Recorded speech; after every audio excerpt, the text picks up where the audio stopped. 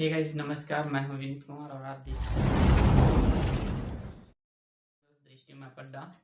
दोस्तों आज फिर उपस्थित हुए एक नए वीडियो के साथ और इस वीडियो में हम चर्चा करेंगे कुछ और महत्वपूर्ण बिंदुओं पर। इसके पहले की वीडियो में हमने चर्चा किए थे भू-आकृति विज्ञान पार्ट 1 में हमने चर्चा किया था, काफ़ी कुछ पॉइंट्स कवर किए थे।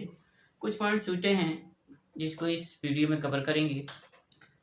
आज की इस वीडियो की शुरुआत पहले टॉपिक से करते हैं जिसमें मरुस्थलीकरण स्थलाकृतियों की बात करेंगे हम।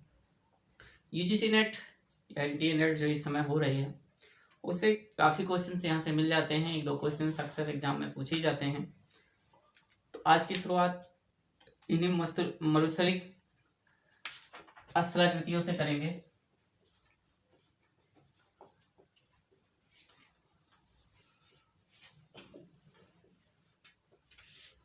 मरुस्थलीय स्थलाकृतियां क्या होती हैं, इनको एक एक करके देखेंगे।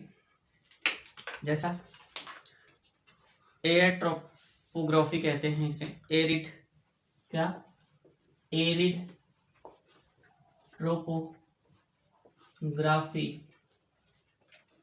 एरिड ट्रोपोग्राफी के विषय में हम पढ़ेंगे तो धरातल पर हमें पता है कि संपूर्ण धरातल पर कहीं पर पर्वत, कहीं पठार, कहीं घाटियां हैं, तो उसी प्रकार कहीं पर मरुस्थल हैं और मरुस्थल में निरंतर भौतिक कारक उत्तरदायी अपनी भूमिका निभा रहे हैं, जैसे पवन, वर्षा, ताप। ये सभी रीजन्स होते हैं जिससे उसके स्थलाकृतियों के स्ट्रक्चर्स में, उच्चावच में कुछ परिवर्तन आता रहता है। तो उन्हीं परिवर्तनों के विषय में चर्चा करेंगे, कौन कौन से स्थलाकृतियां बनती हैं और कौन कौन से कारक इसके लिए जिम्मेदार होते हैं। तो सबसे पहले देखेंगे मरुस्थलीय स्थलाकृतियां क्या हैं। धरातल पर मिलने वाली स्थलाकृतियों में वायु द्वारा निर्मित जो सर्वाधिक स्थलाकृतियां हैं वो मरुस्थलीय स्थलाकृतियों के अंतर्गत ही आती हैं।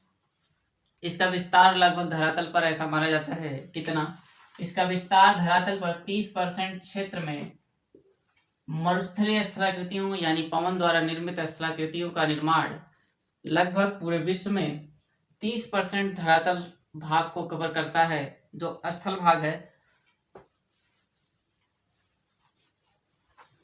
मरुस्थलीय स्थलाकृतियां जैसे बड़े बड़े डेजर्ट मान लें, कालाहारी मान लें, भारत में थार मरुस्थल, इसी तरह से अरब का मरुस्थल, मंगोलिया का मरुस्थल, तो ये सारे मरुस्थल हैं। सहारा का मरुस्थल, इसमें अलग अलग कंडीशंस होते हैं।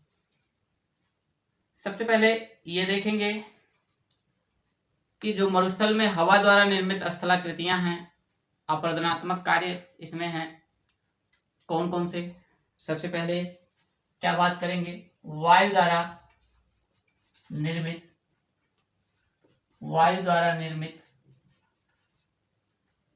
स्थलाकृतियां। तो विंड ट्रोपोग्राफी जो होती है इसके विषय में चर्चा कर रहे हैं। यह 3 तरह से कार्य करता है। इसमें अपरदनात्मक कार्य को देखेंगे, क्या अपरदनात्मक कार्य, और अपरदनात्मक कार्य 3 तरह से होता है। अपघर्षण, क्या अपघर्षण, फिर सन्निघर्षण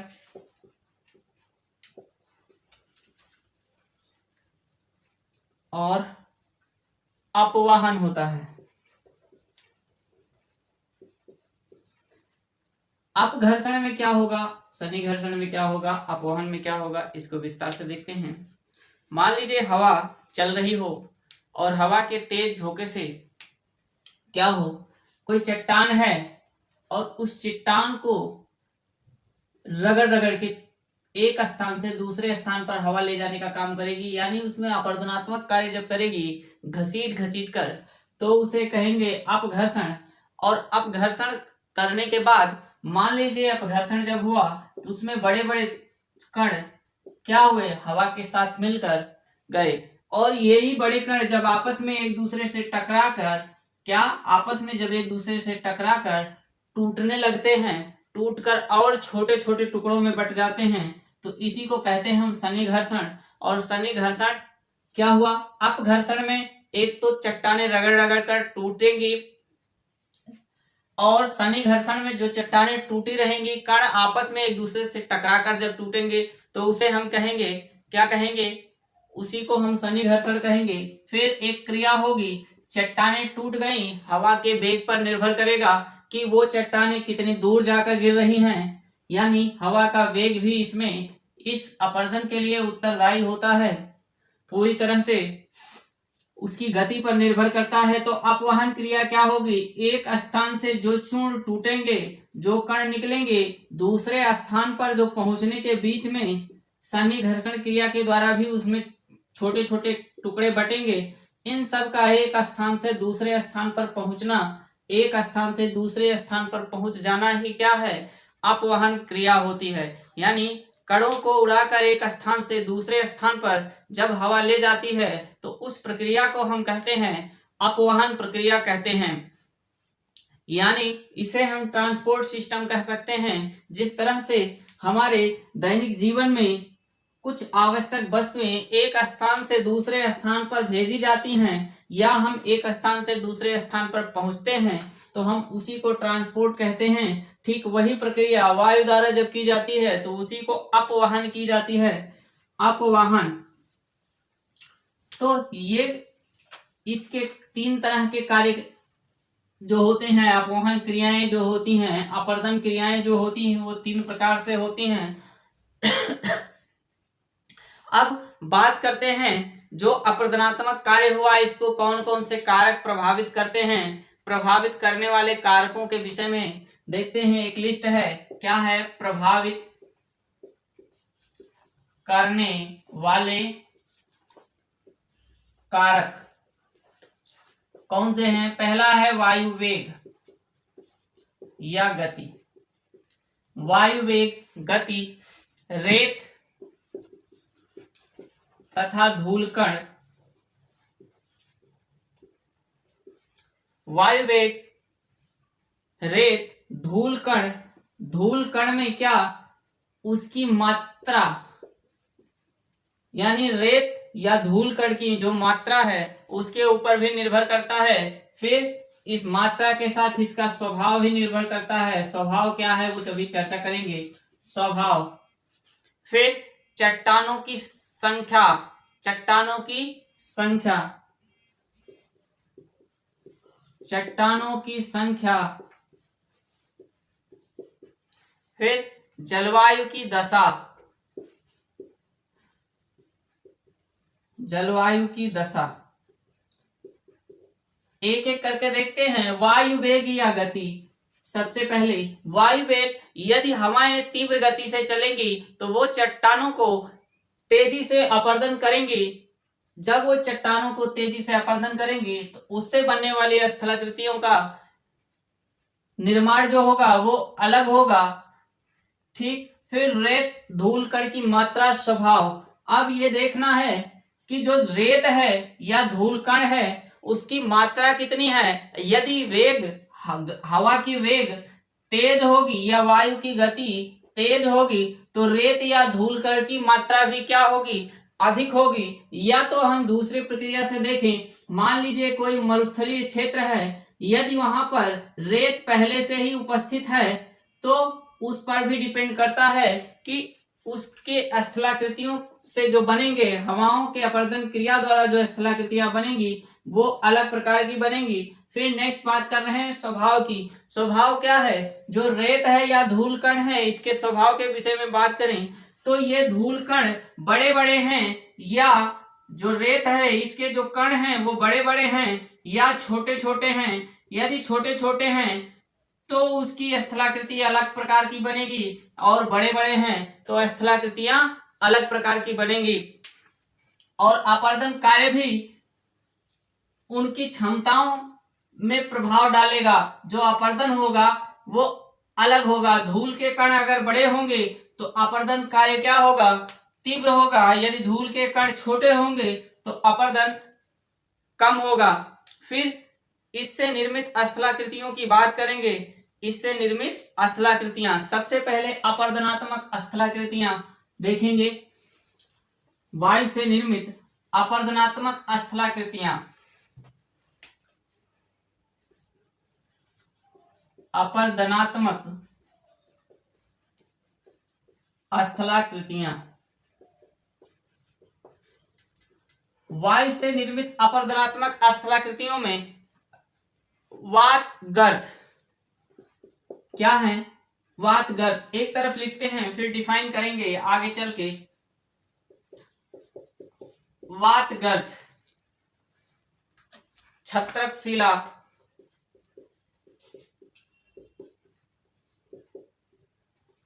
जीवजेन, जीवजेन, इंसेल वर्ग,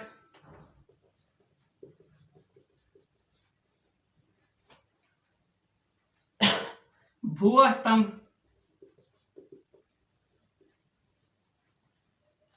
ड्राई कांटर,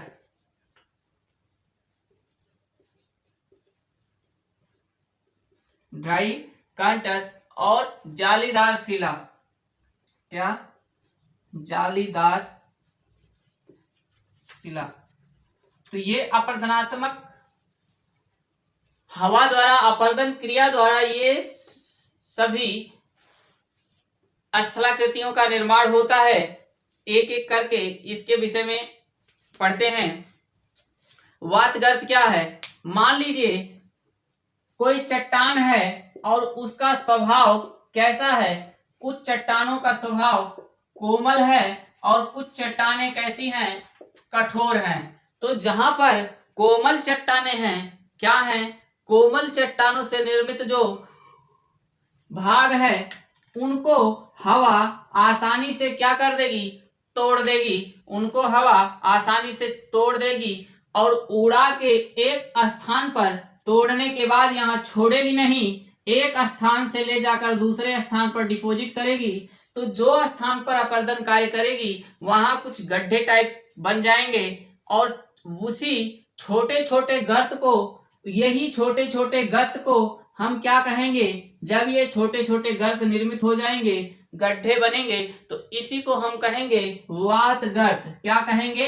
वात गर्त। वात का अर्थ होता है हवा, और हवा द्वारा निर्मित जो गड्ढा है, जो गहरा भाग बनेगा स्थल पर, उसे हम कहेंगे वातगर्त। वातगर्त के बाद दूसरी स्थिति आएगी, क्या आएगी? छत्रक शिला। छत्रक शिला में भी चट्टानें यदि क्षैतिज रूप में ना हो के लंबवत रूप में है, मान लीजिए ये चट्टानें इस तरह से हैं और ऊपर की चट्टान यहाँ कठोर है। जब चट्टानें क्षैतिज रूप में ना हो के लंबवत रूप में होंगी, हवाओं का स्वभाव होता है जब हवाएं चलती हैं तो यदि इस भाग में चल रही हैं तो हवाओं के साथ जो बड़े बड़े कण होंगे वो नीचे, जो उससे छोटे होंगे उससे ऊपर, फिर सबसे ऊपर सबसे छोटे छोटे कण होते हैं। तो हमने पहले ही बताया कि इनके कणों के आकार पर, इनके स्वभाव पर भी अपरदन क्रियाएं प्रभावित होती हैं। ये फैक्टर्स हैं। तो जब कण बड़े होंगे तो अपरदन कार्य ज्यादा करेंगे। मान लीजिए इस भाग में देखें हम, ये सेल है कोई और यहां से बड़े कण जाके नीचे टकराएंगे तो इसको ज्यादा तोड़ेंगे, नीचे वाले भाग को ज्यादा क्षैतिज क्षरण करेंगे, ज्यादा अपरदन करेंगे, जबकि ऊपर वाले भाग को कम करेंगे। तो इस तरह से एक आकृति बन जाएगी। नीचे वाले भाग को जब तोड़कर ये छोड़ देंगे तो छाते जैसी आकृति बन जाएगी। इसी को कहेंगे हम क्या? इसी को कहेंगे छत्रक शिला। छत्रक शिला यानी छाते के समान यह शिला दिखाई देने लगेगा तो इसे हम कहेंगे छत्रक शिला। फिर इसके बाद बात करें जीवजेन की। जीवजेन में क्या होता है? चट्टानें क्षैतिज रूप में होती हैं। चट्टानें क्षैतिज रूप में होती हैं और इन क्षैतिज रूप में चट्टानों के होने के कारण एक फैक्टर जीवजेन में सबसे अधिक काम करता है, वो करता है तापमान। क्या करता है? तापमान। दूसरे हवा। हवा तो हम पढ़ ही रहे हैं, वायु द्वारा निर्मित स्थलाकृतियां।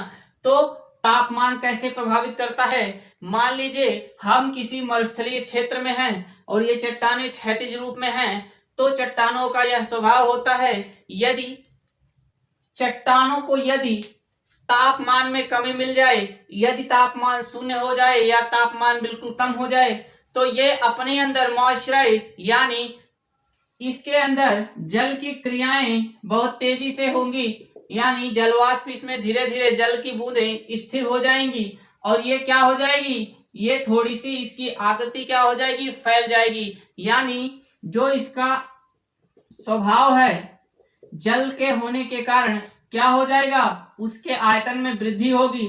लेकिन जब यही क्रिया दिन में देखें तो दिन में अत्यधिक तापमान होने के कारण, धूप होने के कारण इनमें सिकुड़न हो जाएगी। क्या हो जाएगी, इन्हीं चट्टानों में सिकुड़न हो जाएगी। और जब ये चट्टानें एक जगह सिकुड़ जाएंगी तो इसमें बीच बीच में क्या हो जाएगा, बीच बीच में दरार हो जाएगा। और इसी दरार से क्या होंगी, जब हवाएं तीव्र गति से बहेंगी, इन्हीं दरारों में जब हवाएं तीव्र गति से बहेंगी तो ये दरारें के अंदर जाएंगी, हवाएं दरारों के अंदर जाएंगी। और क्षैतिज में ये सैलें हैं, मान लीजिए ऊपर की सैल कैसी है, कठोर है, उसके नीचे की सैल जो है उससे मुलायम है। तो ऊपर वाले सैल को तो ये तोड़ नहीं पाएंगी हवाएं, लेकिन नीचे वाले सैल को ये तोड़ने का काम करेंगी। हवाएं यहां से इंटर करेंगी और इंटर करने के बाद नीचे वाले सैल को तोड़कर पुनः बाहर निकल जाएंगी। क्या करेंगी, पुनः बाहर निकल जाएंगी। तो इस स्थिति में क्या होगी, नीचे वाले सेल के बीच में थोड़े से गड्ढे हो जाएंगे। किस तरह से, इंक पॉट जैसे स्थिति बन जाएगी। तो इसी को कहेंगे हम, क्या कहेंगे, इसी को कहेंगे ज्यूजेन। और ज्यूजेन क्या होगा, एक दवात, इंक पॉट जैसी आकृति बनेगी, उसके दवात के समान आकृति बनेगी, इसलिए इसे ज्यूजेन कहेंगे। इसके बाद बात करेंगे इनसेल वर्ग की। इनसेल वर्ग में क्या होगा, अपरदनात्मक क्रियाएं कैसी होंगी। मान लीजिए ये चट्टान है और ये चट्टानें इस तरह से बिखरी हुई हैं, बीच बीच में थोड़े से गड्ढे हैं। तो हवाओं की गति के कारण इनकी आकृति क्या हो जाएगी, बिल्कुल गोल जैसी हो जाएगी। क्या होगी, गोल शेप जैसे बन जाएगी। और इसी गोल शेप आकृति को हम क्या कहेंगे, क्योंकि ऊपर के भाग को अपर्दन करके चारों तरफ से हवाएं इसकी तरफ मूवमेंट करने लगेगी, तो ऊपर के भाग को रगड़ रगड़ के ये गोल कर देंगी, बिल्कुल चिकने पार्ट को कर देंगी। तो उसे हम क्या कहेंगे, इनसेल वर्ग कहेंगे। क्या कहेंगे, इनसेल वर्ग कहेंगे। फिर इसके बाद बात करते हैं इनसेल वर्ग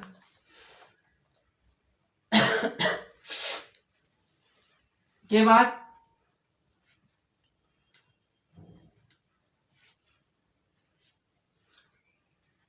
भूस्तंभ देखेंगे। क्या देखेंगे, भूस्तंभ।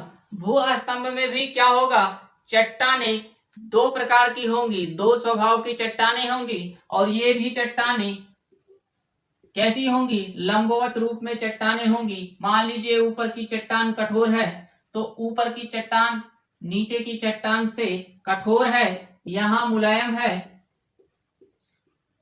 और ऊपर कठोर चट्टानें हैं। इन चट्टानों के स्वभाव पर भी निर्भर करता है कि वायु कैसे अपर्दन करेगी।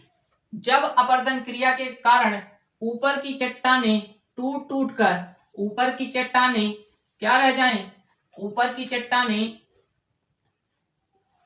मान लीजिए ये ठोस चट्टान है, इसके नीचे मुलायम चट्टान है, और इस तरह से ये बीच के जो भाग हैं, क्षैतिज भाग, ये जो मुलायम चट्टान थी, इसे रगड़ रगड़ कर हवाओं ने क्या किया, गैप कर दिया है, खाली कर दिया है। क्षैतिज के बजाय ये चट्टानें लंबवत थी, और इसे जब खाली कर दिया तो बगल जो बचे हुए दोनों पार्ट हैं वो एक स्तंभ के रूप में हमें दिखाई देने लगे। क्या, एक स्तंभ के रूप में हमें दिखाई देने लगे।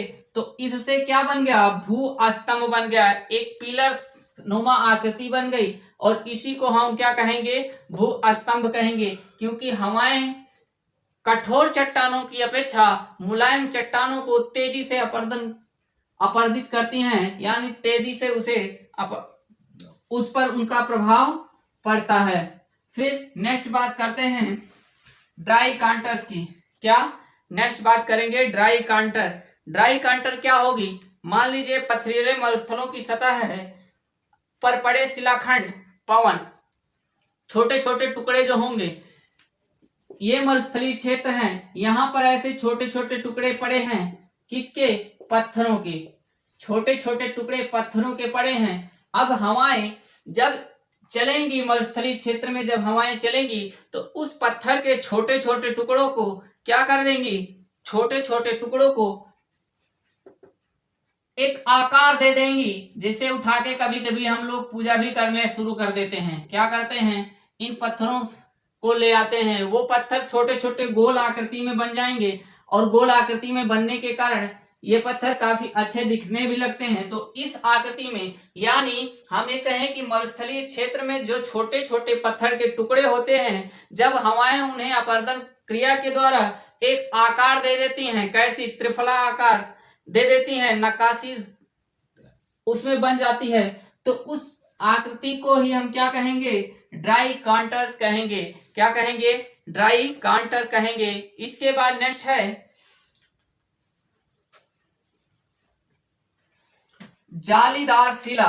जालीदार शिला में क्या होगा, स्थलाकृति मरुस्थलीय क्षेत्र में खड़ी चट्टानों को, मान लीजिए ये खड़े चट्टान हैं, ये चट्टान है और इसमें इस तरह से बीच बीच में कहीं मुलायम कहीं कठोर, कहीं मुलायम कहीं कठोर चट्टाने हैं। तो जो चट्टान मुलायम है उस चट्टान को तो हवाएं तीव्र गति से तोड़ने का काम करेंगी, लेकिन जो चट्टान कठोर है उसे वैसे ही छोड़ देंगी। तो क्या बन जाएगा, एक जाली जैसी आकृति बन जाएगी, जालीदार एक आकृति बन जाएगी और उसी आकृति को क्या कहेंगे, जालीदार शिला कहेंगे। क्या कहेंगे, जालीदार शिला कहेंगे। तो ये तो अपरदनात्मक स्थलाकृतियां हैं। इसके बाद नेक्स्ट देखेंगे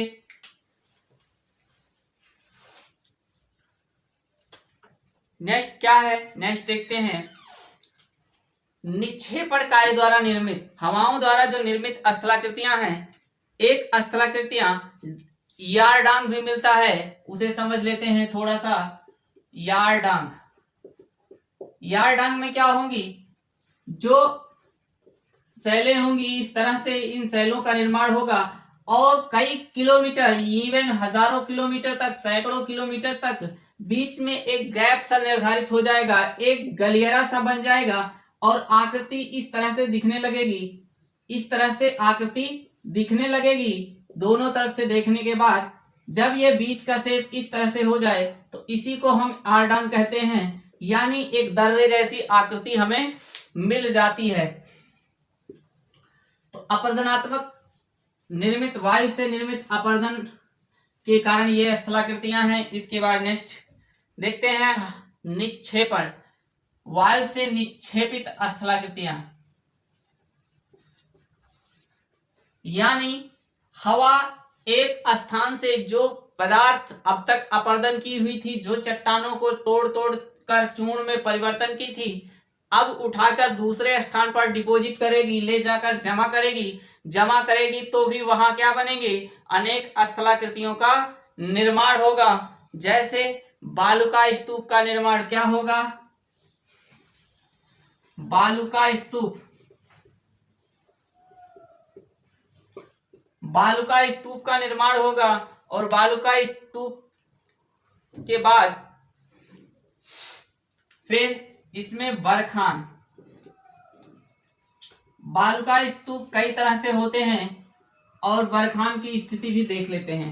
बालुका स्तूप में क्या होंगे, बालू या रेत के कण एक स्थान से जब जाकर दूसरे स्थान पर डिपॉजिट होंगे। मान लीजिए कोई अवरोध हो, जैसे यहाँ से हवाएं उड़कर आ रही हैं, अपने साथ उड़ाकर ले आ रही हैं किसे, सैंड को, छोटे छोटे धूल के और बालू के कणों को, और यहाँ बीच में कोई पत्थर है छोटा सा, तो ये इस भाग पर ले आकर यहाँ तक इनकी गति कम हो जाएगी और इस भाग पर जमा कर देंगी, तो एक स्तूप जैसी आकृति बन जाएगी। कैसी, एक स्तूप जैसी आकृति बन जाएगी। इसी को हम कहेंगे बालुका स्तूप। क्या कहेंगे, बालुका स्तूप कहेंगे, इसी को कहेंगे बालुका स्तूप। और बालुका स्तूप को आधार प्रदान करने के लिए कई सारे फैक्टर्स काम करते हैं। जैसे कौन कौन से, सागर तटीय बालुका स्तूप भी हमें देखने को मिलता है, फिर झील तटीय बालुका स्तूप भी हमें देखने को मिलता है, मरुस्थलीय बालुका स्तूप भी देखने को मिलता है,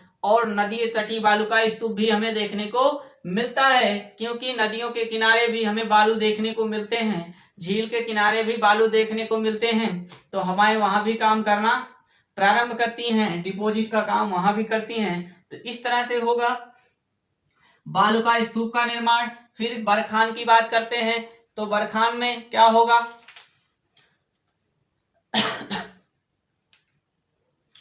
देखिए, बरखान में स्तूप से छोटी आकृति बन जाएगी। क्या बनेगी? एक छोटी सी आकृति बन जाएगी। बरखान इस तरह से चापाकार स्थिति में हमें दिखाई देगा। कैसे? चापाकार स्थिति में हमें दिखाई देगा, और ये चापाकार स्थिति ही हमें क्या कहलाएगी? बरखान कहलाएगी। क्या कहलाएगी? बरखान कहलाएगी। याद रहे, बालू का स्तूप की आकृति बड़ी होती है, जबकि बरखान की स्थिति छोटी होती है। क्या होती है? बरखान की स्थिति छोटी होती है। फिर इसके बाद लोयस मैदान का भी निर्माण होगा। लोयस मैदान कहाँ? चीन और मंगोलिया के बीच में हमने देखा लोयस मैदान का निर्माण होता है। क्या? लोयस मैदान, यानी हवाएं जब एक स्थान पे चट्टानों को अपर्दन करके और दूर ले जाके उसके छोटे छोटे कणों को कई 100 किलोमीटर, हजारों किलोमीटर में समतल बना देती हैं, एक समतल निक्षेप के रूप में जन्म देती हैं, तो उसे हम लोयस कहते हैं। यानी हवाओं के अपर्दन के बाद जो कण दूसरे स्थान पर जाके डिपॉजिट होते हैं, जमा होते हैं, और उससे निर्मित मैदान को हम लोयस मैदान कहते हैं। लोयस मैदान दो तरह के होते हैं। एक तो होता है मरुस्थल। क्या है? मरुस्थलीय लोयस, जैसे हम चीन का लोयस कहते हैं। मरुस्थलीय लोयस, क्या? मरुस्थलीय लोयस। और मरुस्थलीय लोयस का उदाहरण हमें चीन में देखने को मिलता है। दूसरा होता है हिमानी लोयस। हिमानी लोयस, और हिमानी लोयस में क्या होगा? हिमानी लोयस का उदाहरण हमें फ्रांस और जर्मनी के लोयस में देखने को मिलता है। कहाँ? फ्रांस और जर्मनी। फ्रांस और जर्मनी में हिमानीय लोयस देखने को मिलते हैं, जबकि मरुस्थलीय लोयस का उदाहरण चीन में हमें देखने को मिलता है। इसका जो सबसे अच्छा उदाहरण माना जाता है। फिर इसके बाद बात करेंगे, लोयस के बाद कुछ और स्थलाकृतियां बनेंगी। उन स्थलाकृतियों को हम जानेंगे, जैसे निक्षेपित स्थलाकृतियों में भी ये स्थलाकृतियां हैं।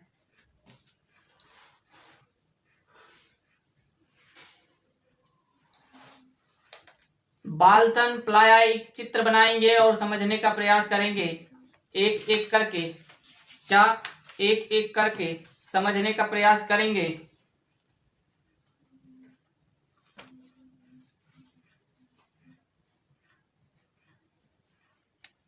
चलिए चित्र बनाते हैं।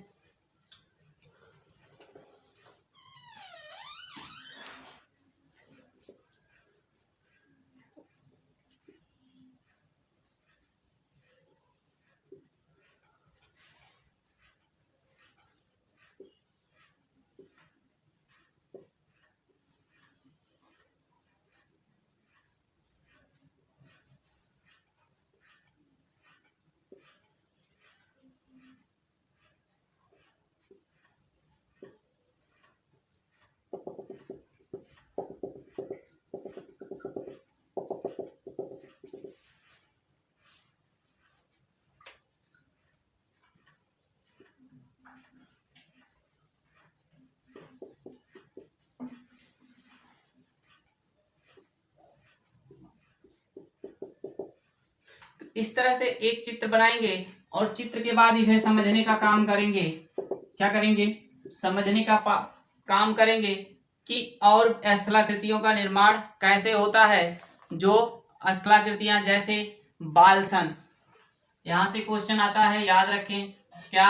बालसन, बजादा, बालसन, बजादा, प्लाया, बालसन, बजादा, प्लाया,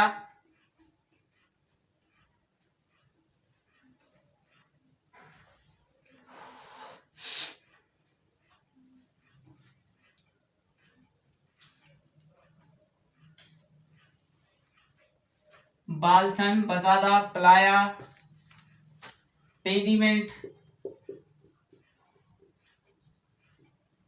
बालसन, बजादा, प्लाया, पेडिमेंट, पर्वताग्र,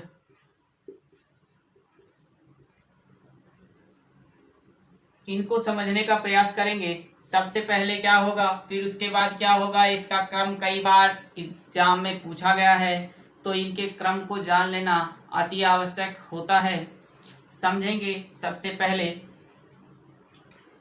क्या है, ये मरुस्थल क्षेत्र का एक चित्र है जहां पर हवाएं निक्षेपण का काम करेंगी, और निक्षेपण की प्रक्रिया, ये स्थल भूमि दो प्रकार, इसमें दो फैक्टर मुख्य रूप से क्या काम करेंगे, एक तो वर्षा का जल, एक वर्षा का जल और दूसरा हवा।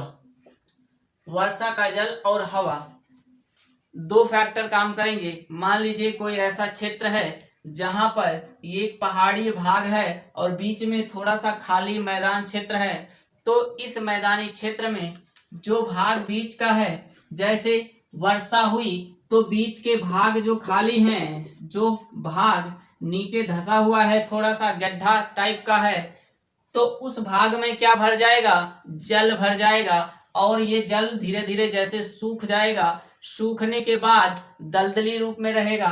क्या रहेगा, सूखने के बाद दलदली रूप में रहेगा। तो इसी भाग को हम क्या कहेंगे, प्लाया कहेंगे। क्या कहेंगे, प्लाया कहेंगे। फिर बालसन क्या होगा, प्लाया के बाद जो इसके बाह्य क्षेत्र हैं, देखिए जो इस प्लाया के चारों तरफ जो क्षेत्र है, जो धूल या मिट्टी के या रेत के जो कण हैं, जो सूखे हुए हैं और बिल्कुल ठोस रूप में तो नहीं है, लेकिन जो प्लाया भाग है ये दलदल रूप में है, यहाँ जल का भी अवशेष मिल रहा है, इसमें अवशेष नहीं मिलेगा। जो बजादा, इसे क्या कहेंगे, सबसे पहले समझेंगे, इसे कहेंगे बजादा। और बजादा प्लाया के बाद क्या होगा, बजादा, और बजादा के बाद एक सीमा का निर्धारण होगा, जहां के बाद जो स्थिति होगी, जो कण की स्थिति होगी वो बदल जाएगी। कैसी हो जाएगी, मोटी हो जाएगी, एक लेयर काम करेगी, और उस लेयर के बाद यानी जल यहां तक नहीं रहेगा। पहले समझें कि जो ये भाग है, जो ये बाउंड्री हमने निर्धारित की है, यहां तक जल था, और जल धीरे धीरे सूख कर कहां पहुंच गया, इस इतने एरिया में पहुंचा, और इस इतने एरिया में पहुंचने के बाद जल अभी है, लेकिन ये दलदल अवस्था में ये क्षेत्र है, तो इसे पलाया। और बाहर का जो क्षेत्र ये सूख गया, पूरी तरह से सूखा नहीं है अभी, तो इसे क्या कहेंगे, इसे कहेंगे बजादा। और जहां तक जल नहीं पहुंचा है, उस एरिया को, उस सीमा को क्या कहेंगे, उसी सीमा को हम कहते हैं बालसन। क्या कहते हैं, इन दोनों एरिया, जैसे इधर का ये क्षेत्र और इधर का ये क्षेत्र, इन दोनों सीमाओं को ही हम कहते हैं बालसन। क्या कहते हैं, बालसन। बालसन के बाद जो ऊंची ऊंची क्या होंगी, जो ऊंचे ये भाग हमें दिखेंगे, ये ऊंचे पर्वत के रूप में हमें थोड़े से उथले भाग रहेंगे, इसकी अपेक्षा ये उथले भाग जो रहेंगे, इसी को हम कहेंगे पेडिमेंट। क्या कहेंगे, पेडिमेंट। सरल शब्दों में समझें, पेडिमेंट, इसको कहेंगे पेडिमेंट। तो पेडिमेंट के बाद की स्थिति, पेडिमेंट के बाद की स्थिति, यहां पर्वत शुरू हो जाएगा पूरी तरह से, ये भाग अब पर्वतों के पास चला जाएगा, लेकिन अभी जो पर्वत का पहला भाग यहां मिलेगा, उसी को हम कहेंगे पर्वताग्र। क्या कहेंगे, पर्वताग्र कहेंगे। तो इस तरह से अगर पूछा जाए, एग्जाम में पूछा जाए, इसके क्रम व्यवस्थित कीजिए, तो क्रम आप लिखेंगे। सबसे पहले हमने क्या देखा, सबसे पहले पर्वताग्र, यहां से चलेंगे, सबसे पहले पर्वताग्र, फिर आता है पेडिमेंट। क्या, पेडिमेंट। उसके बाद हमें मिलता है बालसन, बालसन, और फिर आता है हमारे पास बजादा, और लास्ट में जो बीच का भाग है उसे हम कहते हैं प्लाया। तो इस तरह से इसका क्रम पूछा जाता है। एक क्वेश्चन यहां से हर बार बनते हैं, तो इसको नोट कर लें और चित्र को भी साथ में बना लें। एक बार आप अगर स्क्रीनशॉट लेना चाहें तो ले सकते हैं।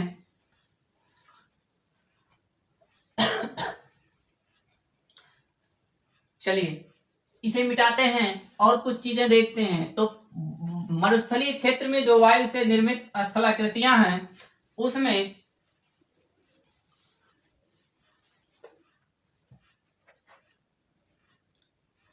कुछ सिद्धांत दिए गए हैं और वो सिद्धांत कभी कभी एग्जाम में पूछे जाते हैं।